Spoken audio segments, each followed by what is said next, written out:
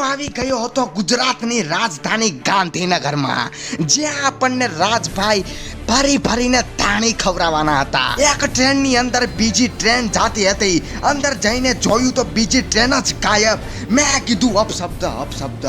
Battery વાળી છૂક ગાડીની અંદર જઈને મેં ચાલુ કર્યો મારો અંડરકવર ધંધો. મેં ટોપી વેચવાનું ચાલુ કરી દીધું. મારા ભેરુએ કીધું સિક્યોરિટી વાળો ઢીંઢામાં પાટા મારીને બારા કાઢે ઈ પેલા તારી માયાજાળ હકેલી લે.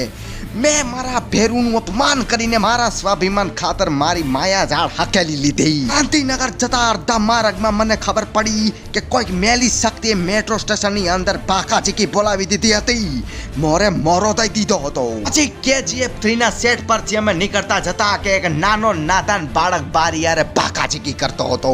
પાછો તો હસતો હતો વેખલો. મેટ્રોમાં લખ્યું હતું કે ગલઢા માણસો અને પ્રસૂતિગ્રસ્ત મહિલાઓને એની જગ્યાએથી ઊભા કરીને ટાઢિયારાઓએ બેસી જવું. ગાંધીનગર પહોંચતા સરકારે મને સરકારી નોકરી ઉપર લગાડી દીધો, ટ્રાફિક પોલીસની નોકરી. ઢોલિયા વેળા કરીને હું થાકી ગયો હતો તો ત્યાં એક ટાઢિયારાએ મને કીધું અહીંયા બેસી જાવ.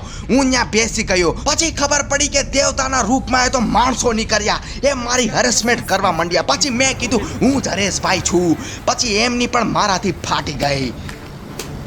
उसके बाद ગાંધીનગરમાં મેં મારી નવી દુકાન ખોલી. મેં મેટ્રોનો ધંધો ચાલુ કરી દીધો. એક જ દિવસમાં મારી પાસે અવડું મોટું મેટ્રો સ્ટેશન થઈ ગયું હતું. અહીંયા સૂચનાનું બોર્ડ હતું તો મેં કીધું પછી સૂચના શું કરતી હશે. યોગેશભાઈ પણ અહીંયા શાંતિથી ચીલ કરતા હતા. પછી અમે ફાટી પડે એવા તડકામાં ઠંડી છાશ લેવા નીકળી ગયા. એટલામાં જ મેં મારી દડે બેટ રમવાની ક્ષમતા દેખાડી દીધી. હું એક અંડરકવર ક્રિકેટર પણ છું. મહિલા પુરુષ વર્ધન, બોલિંગ, બેટિંગ, ફિલ્ડિંગ થી માંડીને બધું જ નથી આવડતું મને. અમે આવી ગયા લઈને છાસની થેલી, પણ મારી નીતિ હતી થોડી મેલી. મેં મારી જાદુઈ શક્તિથી છાસની થેલી ગાયબ કરી દીધી. પછી મેં મારી ટોપીમાંથી છાસની થેલી પ્રગટ કરી દીધી. બધા હક્કા બક્કા ભભૂજાકા થઈ ગયા હતા. દુનિયા આમની તેમ થઈ ગઈ. છોકરીઓની જગ્યાએ છોકરાઓ શરમાઈને વાત કરવા માંડ્યા. એક કાકા ઝાડવામાંથી પાણી ખેંચીને પોતાના ટાંકા ભરતા હતા. પછી ઘાસેરી નદી પાર કરીને હું પહોંચી ગયો શેરડીનો રસ પીવા.